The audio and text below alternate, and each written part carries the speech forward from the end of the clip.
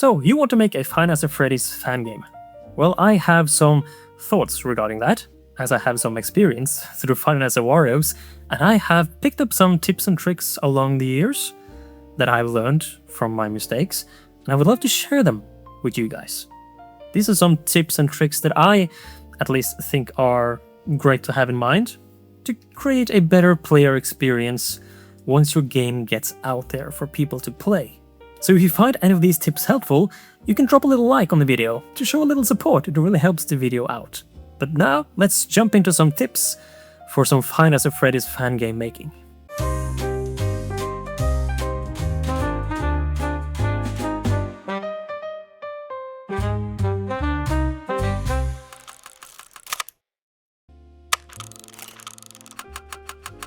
The first one, always keep your player's perspective in mind.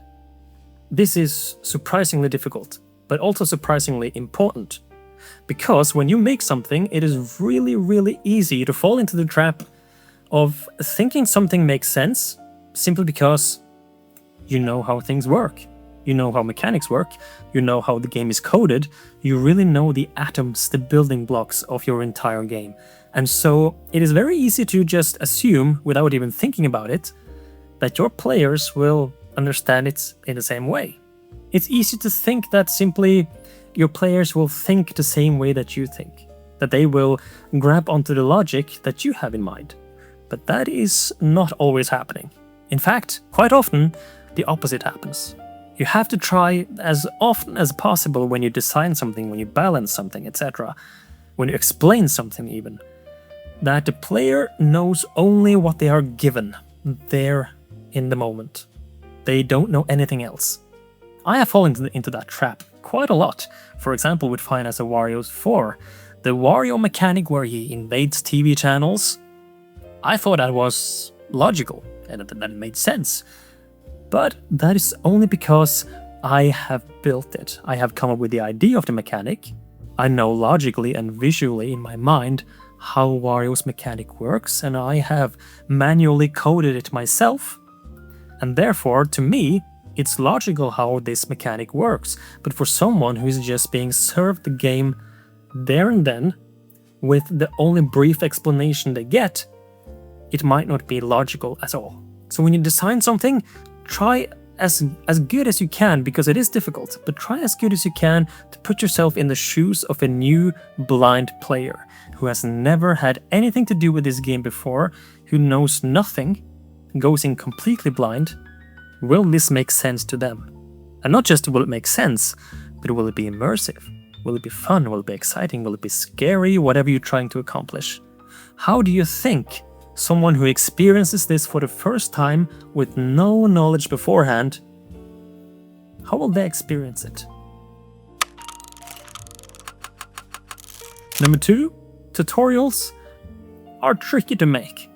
And by tutorials, I don't really mean just explaining with words how something works. That is actually precisely the thing I would advise you to try to avoid, because something I've seen in many Five Nights at Freddy's fan games, including Five Nights at Wario's fan games, and also including in some of my own work, is that things can sometimes be over-explained with text walls. And text walls, we don't like them. When you want to introduce a mechanic to a player, you want to do it as interestingly as possible.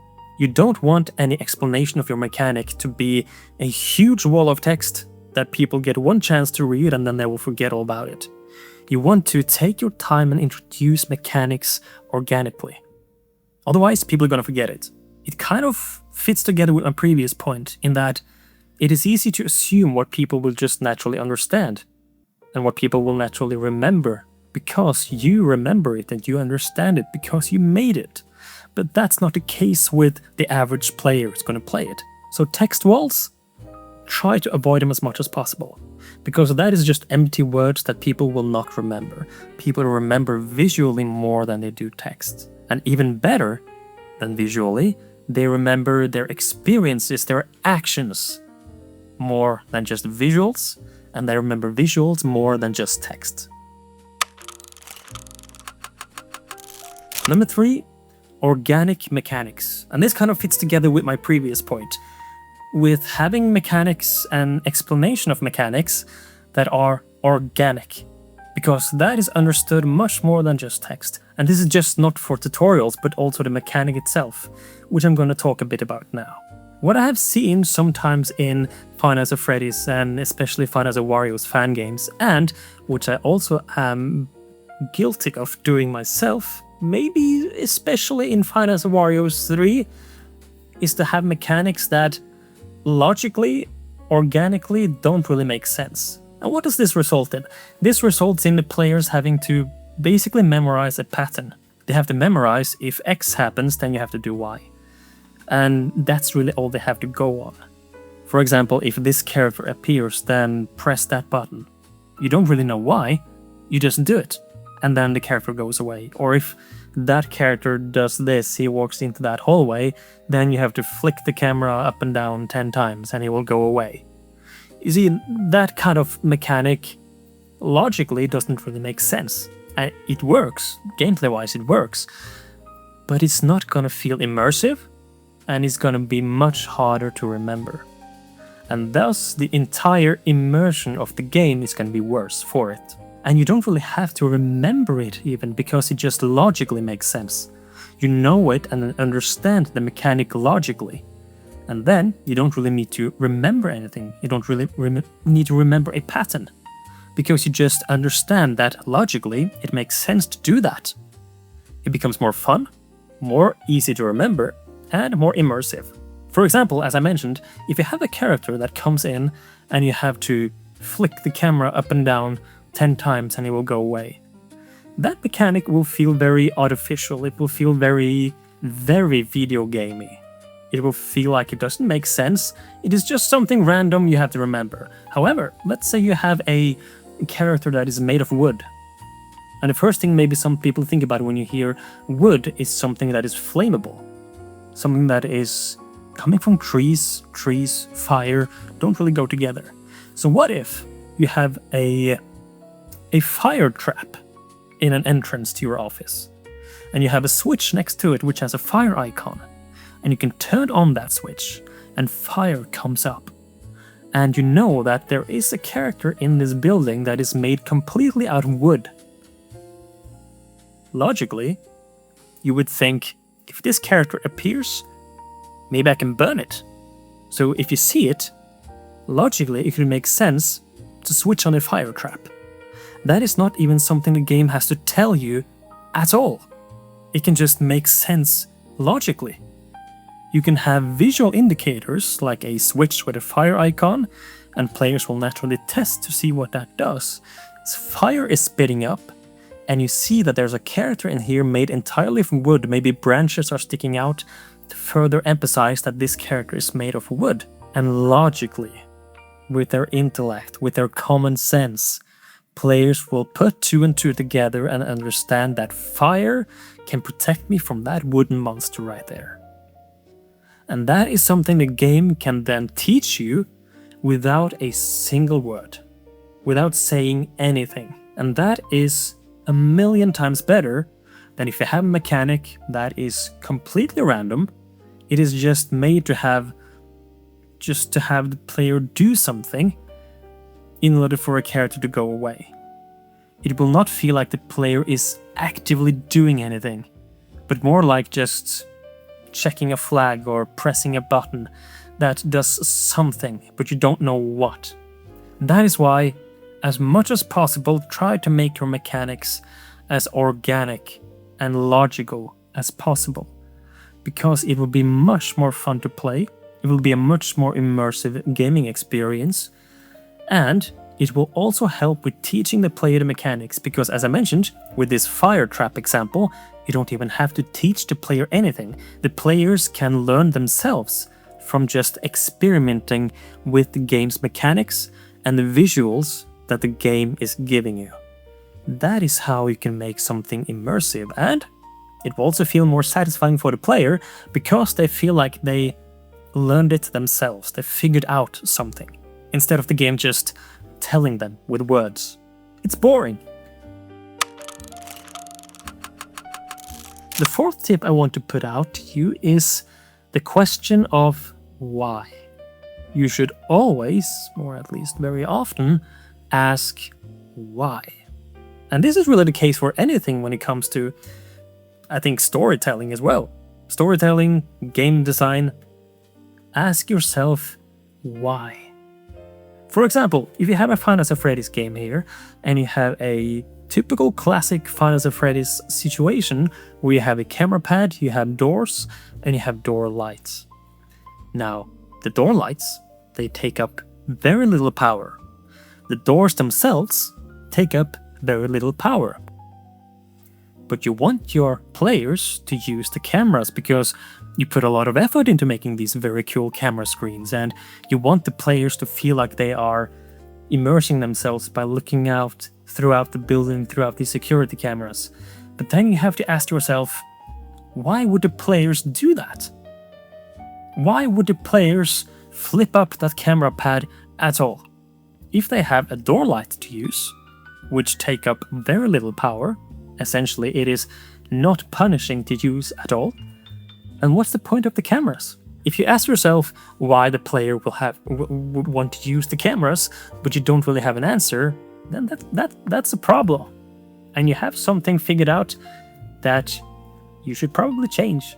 That is something I ask myself a lot during 5 shows at Wario's, which is also why I often changed up the light mechanic in that game from what we typically know and associate with lights in Final Fantasy Freddy's games. What I did in that game was, why would people want to use the cameras at all? And I said, well, because I want players to know where characters are at all times. And then I kept asking myself, but why would I want to know that? Why would I want to know if a character is close to your office or very far away if they have door lights? Then I thought about that question, and I came up with, well, what if the door lights then are not as cheap to use? What if you need to know the location of characters? Okay, why do you need to know the location of characters? Maybe because you can only use the door lights effectively when characters are right outside your office. Maybe if you use the door lights when they are somewhere else, you will get punished. And in this case, it is a punishment of losing a lot of power. If you use the door lights when they are there, you are successful. You get rewarded by pushing them back to the start. But if you use the door lights when they are not there, you are punished. So how do you make sure you use the door lights at the right moment? You use the cameras. And suddenly, the cameras had a function. Because if you didn't use the cameras, there was a chance to get punished for it. So always ask why. For example, it's another mistake I made in Final Fantasy Warriors 2, I feel. I added a night 6, which was very, very common, to have an extra night, which sounds exciting. But then I also added a night 7. I did that without thinking much about it. I just thought night 7 means more content, and more content means a better game. But if I ask myself, why did I add a night 7? Yeah, it's because they have more content, yeah, but why would players want to play a night 7? Is because there is something drastically different and exciting in night 7? No, there's not. Is it because people maybe want to have more to play? Well, then they can just replay it, or play custom night, or whatever. I didn't really have a good answer because I didn't ask myself the question. But when I think about it now, adding a night 7 was just too much. Why would people want to play a night 7? It becomes too much. It is not different enough. And so, if I were to make it today, the night 7 would either be scrapped, or I would have to change it up drastically in order for the why would people want to play this night get an answer. So, whether you are adding a mechanic, small or huge, ask yourself why you're doing it. Or if you're writing something in the story, a plot point is happening, why? Or if you're anything in the game dev cycle, Ask yourself why. Why would the player want to do this? Why would the player want to choose to use this? Why would the player not be bored here? Why would the player feel engagement? Why would this mechanic be used by a player? Why should I have this mechanic in the first place? What do I want the player to do? What do I want the player to feel? Just keep asking yourself in order to make yourself self-conscious of why you are doing the things you do. Because then you can really tailor the gaming experience for the player to your liking. And finally for today, the fifth and final tip I have for you is to really test the game with others before publishing it. Because this is yet another mistake I used to do, and that I see many people do nowadays with Finance of Warriors fan games that I've followed, is that they push out the game too soon. And what this results in is that not only is there a lot of bugs that they have not really fixed or even known about, but they also see things that they wanted to do differently, or that they are not happy with, that they want to improve or make differently altogether, or maybe they wanted to have more content in the game after its release. And what this further results in is that people often announce a 2.0 update or a deluxe update or whatever shortly after the game is launched. And that, an idea of making a deluxe version or a huge update and announcing it is exciting because you want excitement from players, you want to build up hype. But if the original product is very rough around the edges, then the announcement of a 2.0 update or a Ultimate Edition of some kind shortly after release is not going to sit well with people. Instead of doing that, delay the release. There's no hurry. Take your time and playtest with others. Send out your game to playtesters in a Discord group, for example. And during testing, and this is very important, there is something I have noticed during my playtesting or other people's playtestings of my game, which I have learned a lot from, which is very important. And this is, if people have to ask you as a developer while they are playing, how does this work, or why did I die there, or what do I have to do here, what does this mean, etc. And you have to explain it to them, there's something wrong. Because you as the developer cannot sit there after the game is pushed out and explain to players how things work. That is the job of the game. If the game cannot explain it well enough to a player, something has to change. You as a developer should not need at all to explain how something works to your testers. If you have to, then that simply means the game did not explain something good enough. And this also comes back from the other types of feedback you can get from playtesters. For example, what is really easy to think when playing a Five Nights at Freddy's game is that it is unbalanced, that it is too difficult. It is very easy to jump on that train and think, I've died so many times here, this needs to be nerfed or changed somewhat. And sometimes that is valid, but other times it is either because the game is difficult and you want it to be difficult and it is supposed to be tough to master, or it can be because the player doesn't understand the mechanic. And if they don't understand the mechanic after so many tries to the point where they become frustrated, again, the game probably hasn't explained something well enough. If it gets to a point where the player keeps dying to something, and they don't even understand why they keep dying, and understand what they're doing wrong, then it gets frustrating, and it also hurts the immersion. Because now you just feel that you're just dying randomly, and you don't understand why, and so the horror aspect of it is really damaged. The immersion is damaged because you don't understand what happened. You don't understand what you did wrong, and you don't understand why that character acted the way he did. So sometimes it is very important to have an open mind with testers and really observe but it is also important to be a bit critical and ask yourself and the testers the questions of, maybe the game just is difficult and it takes time to master. But other times it is simply that the testers are right.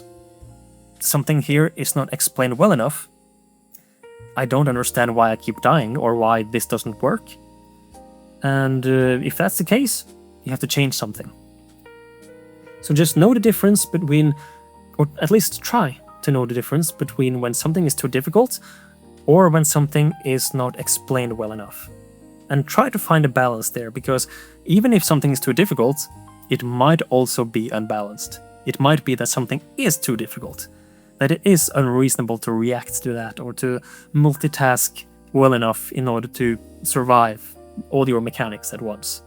So test the game properly, listen well to the feedback of testers, and take their words to heart, but also be skeptical and try to see why are the testers experiencing this. Are they experiencing this because the game is unbalanced? Or is it because they simply haven't mastered it yet and I want this game to be a game that takes time to master? Or is it because there's a mechanic that they don't understand that they should understand at this point? And so, if that's the case, I have to go back and change some things up to explain it better. And after the game is tested by testers, then I would say go back to the game, fix those things, and do final touch-ups. Detail work, the final details, before you push the game out. Because then, while it is exciting to, feel that now the game is finished and I have to push it out as quickly as possible, it is gonna feel so much better if you just take those extra days or extra weeks and test the game properly and do those final touches and make sure that you really are happy with the final product before you push it out. It's going to feel so much better, you're going to be so much more proud of your work, and people are going to have a much better time. This has been 5 tips for making a Five Nights at Freddy's fan game, and here's a little question. I've been thinking about a video idea where maybe I could playtest and review some Five Nights at Wario's fan games. Could that be of interest?